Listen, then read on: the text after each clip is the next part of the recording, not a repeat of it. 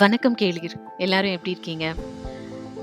நாம இந்த வீடியோல பார்க்க போறது ரிச் டாட் புவர் டாட் அ அந்த புக்கோட சாப்டர் 2 தான் பார்க்க போறோம். ஸோ ஆல்ரெடி வந்து நம்மளோட சேனல்ல ரிச் டாட் புவர் டாட் அப்படிங்கிற பிளேலிஸ்ட் இருக்கு. அதுல இந்த புக்கோட இன்ட்ரோடக்ஷன் அண்ட் சாப்டர் 1 ஓட வீடியோ இருக்கு. நீங்க வந்து அதவையும் வந்து ஒரு தடவை கோ த்ரூ பண்ணுங்க. ஸோ இந்த சாப்டர் 2ல நம்ம ஆத்தர் சொல்ற லெசன் என்னன்னா, வை டீச் ஃபினான்ஷியல் லிட்ரஸி, பொருளாதார கல்வி ஏன் அவசியமாகிறது அப்படிங்கிறத பத்தி தான் வந்து சொல்றாங்க. So first of all it's not how much money you make, it's how much money you keep. அதாவது நீங்க எவ்வளோ சம்பாதிக்கிறீங்க அப்படிங்கிறது விஷயம் இல்லை. சம்பாதிக்கிற பணத்துல எவ்வளோ வச்சிருக்கீங்க, சேமிச்சு வச்சிருக்கீங்க, அண்ட் அதை எவ்வளோ நாள் சேமிப்பாவே வச்சிருக்கீங்க அப்படிங்கிறது தான் விஷயம். இந்த விஷயத்த சொல்லும்போது நம்மளோட ஆத்தர் 1923ல நடந்த ஒரு மிகப்பெரிய ஒரு ஹோட்டல்ல நடந்த தொழிலதிபர்கள் மாநாடு பத்தி சொன்னாரு. அதுல கலந்துக்கிட்ட சில பணக்காரர்களை இப்ப வந்து லிஸ்ட் அவுட் பண்ணி, அவங்கெல்லாம் வந்து இந்தந்த துறையை சார்ந்தவங்க. அதே அதே பணக்காரர்கள், அதே தொழிலதிபர்கள் சில வருடங்களுக்கு அப்புறமா அவங்களோட முடிவு என்னாச்சு அப்படிங்கிறதையும் வந்து நம்ம ஆத்தர் வந்து டிஸ்கஸ் பண்ணியிருந்தாரு. அதுல என்ன மெயினா வந்துட்டு நான் சொல்லப்படுறதுன்னா, சிலர் நிறைய கடன் வாங்கி அவங்களோட பிசினஸ் லாஸ் ஆகி வாங்கின கடனை திருப்பி கொடுக்காம அதனால வந்து ஜெயிலுக்கு போனாங்க. சிலர் எங்க போனாங்கன்னே தெரியல. சிலர் ஆம், இந்த கஷ்டத்த தாங்க முடியாம, இந்த தொழில் நஷ்டம், கடன் தொல்லை தாங்க முடியாம தற்கொலையே பண்ணிக்கிட்டாங்க. அதுதான் வந்துட்டு அவர் சொல்றது.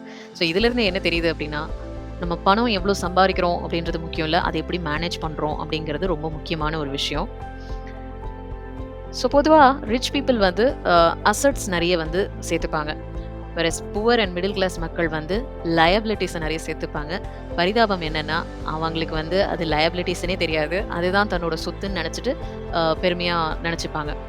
ஸோ இந்த புரிதல் இங்கே மிஸ் ஆகிறதுனால தான், ஏன் வந்து இந்த ஃபினான்ஷியல் எஜுகேஷன் வேணும் அப்படின்னு வந்து நம்ம ஆத்தர் சொல்கிறாருன்னா, இதுக்காக தான். இந்த அறியாமையினால தான் வந்துட்டு நிறைய பேர் கஷ்டப்படுறாங்க. அது அசெட்ஸ் அண்ட் லயபிலிட்டிஸ் இதுக்கான டிஃப்ரென்ஸ் ஃபர்ஸ்ட் வந்து எல்லாரும் வந்து தெரிஞ்சுக்கணும். அதுதான் வந்து நம்ம கோல்டன் ரூலாக வந்து அவர் சொல்கிறாரு. அதாவது ரிச் டாட் சொல்றது என்ன அப்படின்னா, you must know the difference between an asset and liability. எது அசெட் எது லைபிலிட்டி அப்படின்னு ஃபர்ஸ்ட் தெரியணும். அதை தெரிஞ்சுட்டு அசெட்ஸை நிறைய சேர்த்துக்கணும். இதுதான் வந்து அந்த one and only golden rule. சரி, அசெட்னா என்ன, லைபிலிட்டினா என்ன அப்படின்னு பார்த்தோம்னா, அசெட்னா உங்களோட உங்களோட பேக்கெட்ல பணத்தை கொண்டு வந்து சேர்க்கறது தான் அசெட். உங்களோட பேக்கெட்ல இருந்து பணத்தை எடுத்து வெளியே அனுப்புறது தான் லைபிலிட்டி. இப்போ இந்த இமேஜ் பார்த்தீங்கன்னா தெரியும். அசெட் அப்படின்னா பணத்தை, கேஷை ஜென்ரேட் பண்றது, பணத்தை சேர்க்கறது, உருவாக்குறது. லைபிலிட்டிஸ் பார்த்தீங்கன்னா இட் கன்சியூம்ஸ் கேஷ், அதாவது உங்க கிட்ட இருந்து பணத்தை எடுக்கிறது. அதுதான் வந்து liability. Cash flow tells the story of how a person handles money. அதாவது கேஷ் ஃப்ளோன்ற டேர்ம் வந்து பொதுவாக இந்த இன்வெஸ்டர்ஸ், மியூச்சுவல் ஃபண்ட்ஸில் இருக்கிறவங்க, ஷேர் மார்க்கெட்டில் இருக்கிறவங்க, இவங்கெல்லாம் வந்து நிறைய வந்து இந்த வார்த்தையை யூஸ் பண்ணுவாங்க. இந்த கேஷ் ஃப்ளோ பாசிட்டிவாகவும் இருக்கும், நெகட்டிவாகவும் இருக்கும். இது எதை பொறுத்தது அப்படின்னு பார்த்தீங்கன்னா, நம்ம பணத்தை எப்படி கையாளுறோம் அப்படின்றத பொறுத்து தான் இந்த கேஷ் ஃப்ளோ பாசிட்டிவ் ஆகிறதும் நெகட்டிவ் ஆகிறதும். இப்போ புவர் பார்த்தீங்கன்னா, அவங்களுக்கு இன்கம்னு ஒரு விஷயம் இருக்கும், வருமானம்னு ஒரு விஷயம் இருக்கும். அதை வச்சு அவங்க சொத்து சேர்க்குறாங்களா அப்படின்னு பார்த்தா அது முடியாது. ஏன்னா அவங்களுக்கு வரதுக்கும் போகிறதுக்குமே, ஐ மீன் அந்த எக்ஸ்பென்ஸுக்குமே சரியா இருக்கும். மிடில் கிளாஸ் பார்த்தீங்கன்னா, எஸ் அவங்களுக்கும் ஒரு இன்கம் இருக்கும். அதை வச்சு வந்து அவங்களால ஒரு அசெட் வந்து ஜென்ரேட் பண்ண முடியும். பட் என்ன ஒரு விஷயம்னா, அதை தாண்டி அவங்களோட எக்ஸ்பென்ஸும் இருக்கும். அந்த எக்ஸ்பென்ஸ் அதிகமாக இருக்கிறதுனால லயபிலிட்டிஸ் இருக்கும். இப்போ அதே மாதிரி ரிச் பார்த்தீங்கன்னா, அவங்களோட அசெட்ஸ் அதிகமா இருக்கும். எக்ஸ்பென்ஸ் அண்ட் லயபிலிட்டிஸ் கம்மியா இருக்கும். இதுதான் வந்து இந்த புவர், மிடில் கிளாஸ், ரிச்க்கு உண்டான கேஷ் ஃப்ளோ டிஃபரன்ஸ்.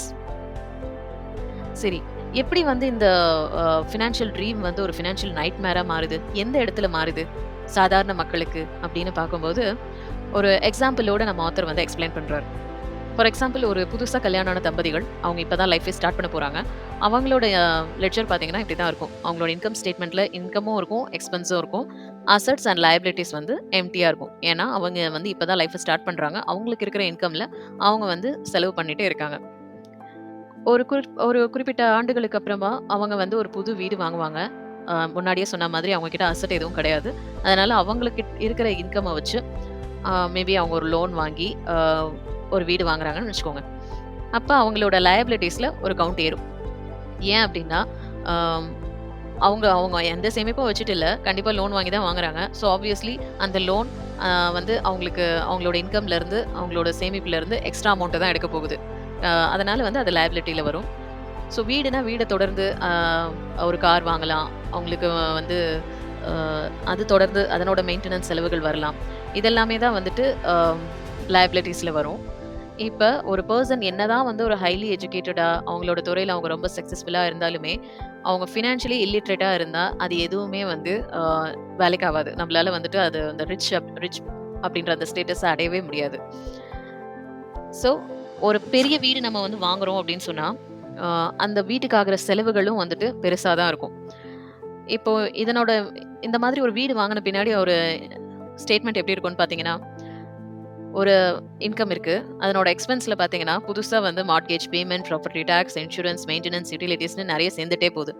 இது வந்து எதனால அப்டின்னா, மார்ட்கேஜ் பேமெண்ட் என்னன்னா, நம்மளோட ஹோம் லோன் பேமெண்ட் இருக்கும் இல்லையா? இஎம்ஐ இருக்கும் இல்லையா? அதுதான் வந்து மார்ட்கேஜ் பேமெண்ட்ன்னு சொல்றாங்க. ப்ராப்பர்ட்டி டாக்ஸ் ஆப்வியஸ்லா நம்ம வந்து வீட்டு வரிலாம் கட்டுவோம். இன்சூரன்ஸ் எடுத்திருப்போம். ஆ அதுக்கப்புறம் மெயின்டனன்ஸ் வந்து அடிக்கடி நம்ம பெயிண்ட் அடிக்கணும். அதுக்காக எதனா ஒரு எலக்ட்ரிக்கல், பிளம்பிங் ஒர்க் அந்த மாரிலாம் வந்துச்சுன்னா, அதுக்காக நம்ம செலவு பண்ணணும். யுட்டிலிட்டீஸ், ஃபர்னிச்சர் அதெல்லாம் நம்ம வாங்கணும். ஸோ இந்த மாதிரி வந்து நம்ம அதில போகும்போது என்ன ஆகுதுன்னு பார்த்தீங்கன்னா, நம்மளுக்கு நேர இழப்பு, அதாவது லாஸ் ஆஃப் டைம். இந்த நேரத்தில நம்ம மத்த சொத்துங்களோட மதிப்ப வந்து கண்டிப்பா அ இன்கிரீஸ் பண்ணியிருக்கலாம். வேற எதுலயாவது வந்து நம்ம இன்வெஸ்ட் பண்ணியிருந்தோம் அப்படின்னு சொன்னா. அதே மாரி லாஸ் ஆஃப் கேப்பிட்டல், அதாவது இந்த இந்த வீட்டுக்கான பராமரிப்பு செலவு நம்ம பார்க்கறதுக்கு பதிலா, வேற ஏதாவது ஒரு சொத்துல நம்ம இந்த இது பண்ணியிருந்தோம்னு சொன்னா, அ நம்மளுக்கு இன்னும் கூட வந்து அந்த கேப்பிட்டலோட வேல்யூ இன்கிரீஸ் ஆயிருக்கும் கண்டிப்பா. லாஸ் ஆஃப் எஜுகேஷன், அதாவது அ எப்பவுமே ஜனங்க வந்துட்டு தன்னோட வீடையும், சேமிப்பையும் லைக் இந்த ஃபிக்ஸட் டெபாசிட் அந்த மாரிலாம் இருக்கு இல்லையா? அதுக்கப்புறம் இன்சூரன்ஸ் பிளான்ஸ், அ அம் ரிட்டயர்மென்ட் பிளான்ஸ் இதெல்லாம் வந்து தன்னோட சொத்துக்களா நெனைக்கிறாங்க. முதலீடு செய்யறதுக்கு அவங்க கிட்ட பணம் இல்லாதனால, அவங்க முதலீடு செய்யறதில்ல. இது அவங்களுக்கு இன்வெஸ்ட்மென்ட் எக்ஸ்பீரியன்ஸ் வந்து கிடைக்காம போற மாதிரியான ஒரு சூழல வந்து உருவாக்கிடுது. இவங்கள பெரும்பாலானவங்க ஒருபோதும் நல்ல இன்வெஸ்டர்ஸா ஆக முடியறதில்ல. ச பெஸ்ட் இன்வெஸ்ட்மென்ட்ஸ் எல்லாமே முதல்ல பெஸ்ட் இன்வெஸ்ட்மென்ட்காரங்களுக்கே வந்து வித்துடுறாங்க. அதுக்கப்புறம் இந்த இன்வெஸ்டர்ஸ்க்கு வந்து அந்த சொத்துக்கள பாதுகாப்பா வாழ்க்கை நடத்துறதுக்காக அதையும் வித்துடுறாங்க. ஸோ இதுல வந்து நீங்க படிச்ச படிப்பு, நீங்க ப்ரொஃபஷனல்ல சாதிச்சது எல்லாமே வேஸ்ட்டா போயிடுது இல்லையா? அத தான் வந்து நம்ம ஆத்தர் சொல்றாரு. So rich dad versus poor dad. அதாவது இப்ப ரிச் டாடோட ஃபினான்ஷியல் ஸ்டேட்மெண்ட் அண்ட் புவர் டாடோட ஃபினான்ஷியல் ஸ்டேட்மெண்ட்ட வந்து ஆம், இங்க வந்து நம்மளோட ஆத்தர் வந்து ஷோ அப் பண்ணியிருக்காரு. அதுல புவர் டாடோட ஃபினான்ஷியல் ஸ்டேட்மெண்ட் பார்த்தீங்கன்னா, இன்கம், எக்ஸ்பென்ஸ் 2மே வந்து ஈக்குவலா இருக்கு. அசெட்ஸ் ரொம்ப கம்மியா இருக்கு. லைபிலிட்டீஸ் ரொம்ப ரொம்ப அதிகமா இருக்கு. ரிச் டாடோடது அப்படியே ஆப்போசிட்டா, இன்கம் அதிகமா இருக்கு. எக்ஸ்பென்ஸ் கம்மியா இருக்கு. அசெட்ஸ் ரொம்ப ரொம்ப அதிகமா இருக்கு. லைபிலிட்டீஸ் ரொம்ப கம்மியா இருக்கு. ஸோ, அ அதனால தான் வந்து நம்ம ஆத்தர் சொல்றாரு, அந்த அசெட்டுக்கும், லயபிலிட்டிக்கும் இருக்கிற டிஃபரன்ஸ கண்டிப்பா நம்ம புரிஞ்சுட்டு செயல்படணும். அதுக்காக வந்து நம்ம ஆத்தர் வந்து நீங்க வீடே வாங்கக்கூடாது. அது வந்து இதுவே இல்ல. இட்ஸ் நாட் ரெக்கமெண்டபிள்னா அவர் சொல்லல. சப்போஸ் நம்மளுக்கு வீடு வேணும்னு சொன்னா, ஃபர்ஸ்ட் அசெட்ஸ் வாங்கி, அசெட்ஸ சேர்த்துட்டு, அ அது வந்து நம்மளுக்கு கேஷ் ஃப்ளோ வந்து ஜெனரேட் பண்ணும் இல்லையா?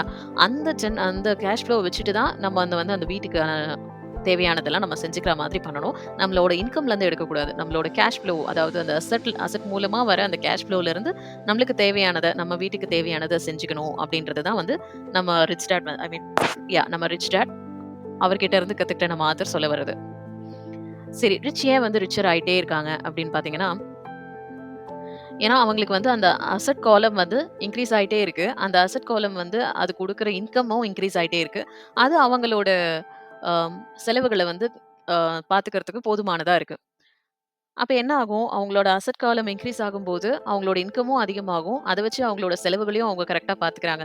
என்ன ஒரு பிரச்சனை அப்படின்னு பாத்தீங்கன்னா, ஆ அவங்க அந்த செலவ அதே கண்ட்ரோல்லயே மெயின்டெயின் பண்ணுவாங்க. நெறைய காசு வருதுன்றதுக்காக நெறைய செலவு பண்ணோம்னு சொன்னா, தட் இஸ் மீனிங்லெஸ் இல்லையா? இப்போ மிடில் கிளாஸ் ஏன் வந்து ஸ்ட்ரகிள் ஆகுறாங்க அப்படின்னு பார்த்தீங்கன்னா, அவங்களுக்கு அசெட்ஸ் காலம் கம்மியா தான் இருக்கு. லயபிலிட்டீஸ் அதிகமா இருக்கு. இன்கம், எக்ஸ்பென்ஸ் அதாவது இது எல்லாமே ஈக்குவலா இருக்கும்போது, அசெட்லேருந்து அவங்களுக்கு எந்த ஒரு இன்கமும் வரல. அப்படின்னும்போது அவங்களோட செலவுகளும் அதே லெவல்லயே இருக்கு அப்படின்னும்போது, லயபிலிட்டீஸ் தான் அதிகமாகும். அதனால நம்ம என்னைக்குமே வந்து ரிச்சே ஆக முடியாது. இப்போ அவங்க வந்து அப்ப நீங்க யாருக்காக என்னதான் பண்றீங்க அப்படின்னு பார்த்தா, நீங்க உங்க கம்பெனிக்காக உழைப்பீங்க. யாரோ ஒருத்தருக்காக அவரு அவரு அவரோட கம்பெனி நடத்திட்டு, அவரோட ட்ரீம்ஸ சேஸ் பண்ணிட்டு, அவரு ரிச் ஆயி போயிட்டே இருப்பாரு. நீங்க அவருக்காக வொர்க் பண்ணிக்கிட்டு, உங்களோட ஃபினான்ஷியல் ஸ்டேட்டஸ்ல நீங்க டவுனா தான் இருப்பீங்க எப்பவுமே. You work for the government. சரி, ஓகே. நீங்க என்ன பண்ணுவீங்க, உங்களோட கனவ அச்சீவ் பண்றதுக்காக இன்னும் நான் ஹார்ட் ஒர்க் போடுறேன். இன்னும் நான் வந்து ஒரு செகண்ட் ஜாப் தேடுறேன். ஒரு பார்ட் டைம் ஜாப் போறேன் அப்படின்னு நீங்க வந்து இது பண்ணீங்கன்னா, அகெயின் உங்களோட இன்கம் இன்கிரீஸ் ஆகும். பட் ஸ்டில் நீங்க வந்து டாக்ஸ்ன்ற பேர்ல கவர்மெண்ட்டுக்கு குடுத்துருவீங்க. You work for the bank again. இப்ப நீங்க வந்து செலவ கண்ட்ரோல் பண்ணாம, நான் வந்து வீடு வாங்குறேன், கார் வாங்குறேன் அப்படின்ற மாதிரி அ இன்வேலிட் அசெட்ஸ்ல நீங்க இன்வெஸ்ட் பண்ணிட்டே இருக்கும்போது, அது உங்களுக்கு லயபிலிட்டி தான் வரும். அதனால நீங்க வந்து பேங்க்குக்கு லோன்ன்ற பேர்ல நீங்க பேங்க்குக்கு தான் வொர்க் பண்ணிட்டு இருப்பீங்க. இதனால தான் மிடில் கிளாஸ் வந்து ஸ்ட்ரகிள் ஆகுறாங்கன்னு சொல்லிட்டு நம்ம ஆத்தர் சொல்றாரு.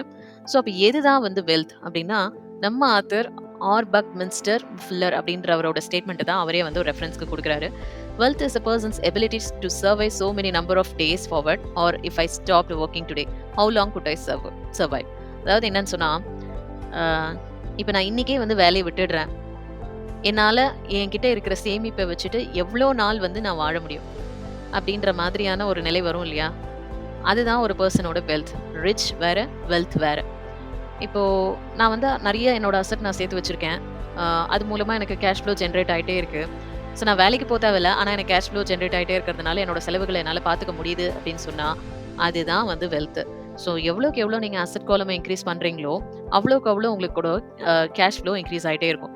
ஸோ உங்களோட எக்ஸ்பென்சஸ் அதாவது உங்களோட செலவுகள் உங்களோட வருமானத்துக்கு கீழ இருக்கிற வரைக்கும், அ நீங்க வந்து அத பத்தி கவலையே பட தேவையில்ல. கண்டிப்பா வந்துட்டு நீங்க மிச்சம் இருக்கிற அமௌண்ட்ட உங்களோட அசெட்ல மறுபடியும் ரீஇன்வெஸ்ட் பண்ணிட்டே இருக்கலாம். கேஷ் ஃப்ளோ ஜெனரேட் பண்ணிட்டே இருக்கலாம்.